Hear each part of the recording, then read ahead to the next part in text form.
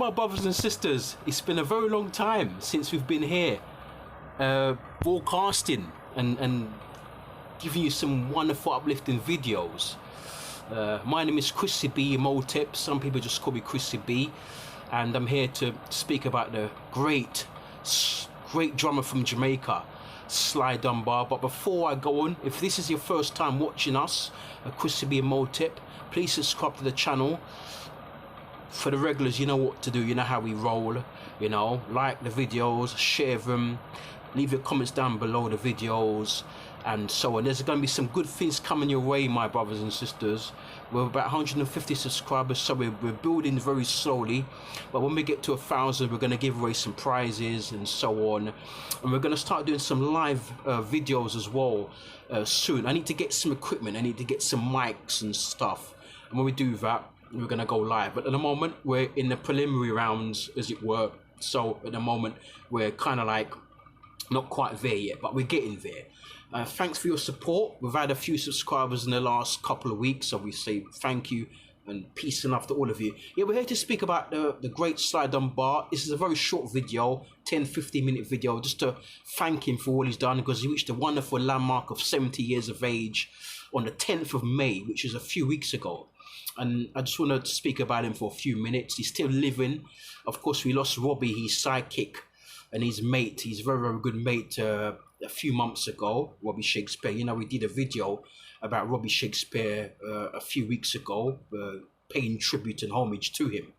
You know, Sly Dunbar was born on the 10th of May in Kingston, Jamaica, and he started out with the RT Invincibles in the 1960s. He always wanted to be a drummer, Sly Dunbar. He was inspired by military bands which really marched and performed around the island of Jamaica, and he was also inspired by a lot of the jazz musicians as well. But he got his big break with the RT Invincibles in the 1960s, and he got an even bigger break when he joined the Yardbrooms towards the end of the 1960s. He got to play in his first song, Dr. No Go with the Upsetters. In about 1968-69, Lee Perry's band, Lee Perry's group, the Upsetters, Dr. No Go, he was playing on that song, one of his first songs, if not the first song he played on. He played drums on, you know, and then, but I never knew this until a few years ago, that he actually played on that great big hit by Dave and Ansel Collins. That #1 hit was a novelty record at the time. But it went on to become #1 in the UK, and I think it got into the top 30 in the Billboard charts in America. Double barrel, you know. Dave and Ansel Collins, you know, Ansel Collins is an organist, and Dave Barker was a singer, stroke DJ. You know, I'm WOO, work it. It was #1 in 1971, and I never knew that Sly Dunbar actually played drums on that. It was produced by the great Winston Riley, late and great, of Techniques Records. And so Sly actually played on that. It was a million seller as well, went on to become a million seller over time. But as you know, Sly Dunbar had a hand in so many recordings in the 1970s. He played as a session musician around the 70s, and well, he came to the fore when Bunny Lee put him with Robbie Shakespeare with the Aggravators in 1977, thereabouts, and one of John Holt's records.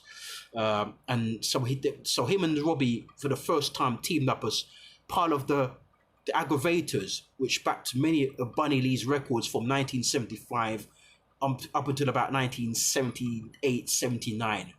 And for the first time, it was actually Bunny Lee paired Sly and Robbie together. At that time, they were known as Sly and Robbie, but of course Robbie was playing bass and then Sly was playing drums, and then subconsciously Bunny Lee just put them together because he thought that they had a wonderful blend, and he thought that they had a wonderful harmony.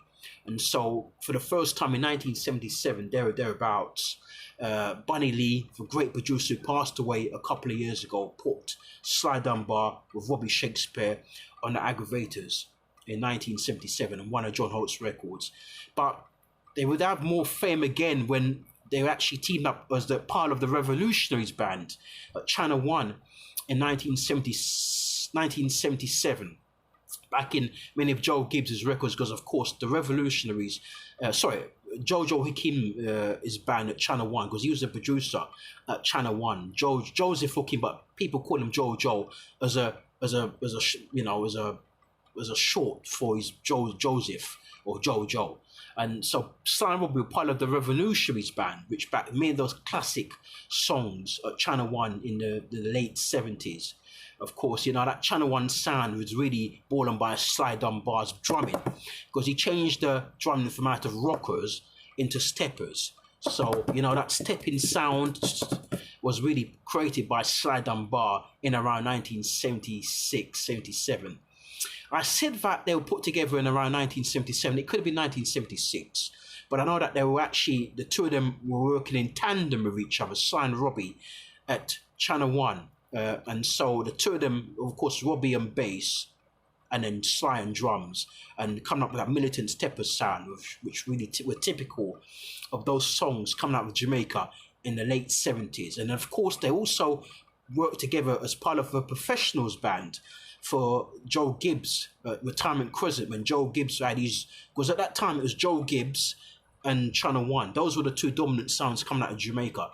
And so when Sly and Robbie teamed up together for Channel One, they were called they were part of the Revolutionaries band.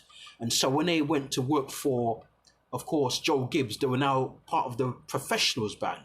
So Sly and Robbie were really, really instrumental in creating a new sound in Jamaica, the steppers, the militant stepper sound.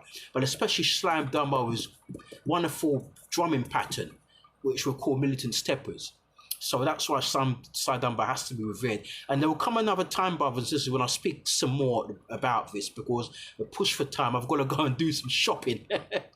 And so I've been trying to get this camera up and running, but it was taking so long. I'm so sorry about this. And so it took up half an hour for me to get this camera on this phone, how I want it. So next time we're going to come and do another homage to the great Sly Dunbar, speak more about him and Robbie. Maybe we do a documentary about the Taxi crew, Sly and Robbie's Taxi label, and how they got sort of kind of like sell up the label. But I'll briefly say that they came to the fore as the Rhythm Twins, Sly and Robbie, and the Taxi crew, the Taxi gang, part of the Taxi label, which they created in 1979. And the first record they produced was Gregory Isaacs' Soon Forward in 1979. And after that, it was hits after hits. They produced the likes of the Wailing Souls, Judah Delgado, Dennis Brown, Gregory Isaacs again, Sugar Minott, so many great singers from that era.